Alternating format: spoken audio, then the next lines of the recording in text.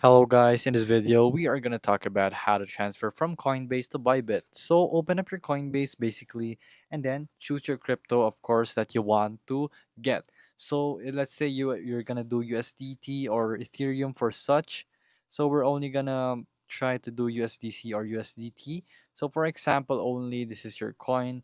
So it's going to ask you to withdraw it right here in your assets tab. Since if you don't have any crypto it's not going to show up right here, but in your asset tab, all you have to do is press withdraw, and then you're gonna have to get the address. So here, let's go to Bybit.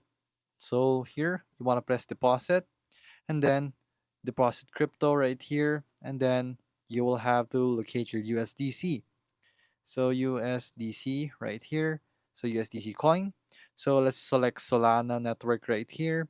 And then they can either choose to scan this QR code or copy the address and then paste it right there in your Coinbase where we're gonna deposit it basically into. So I can't show you right here, but I think you know the process already from there.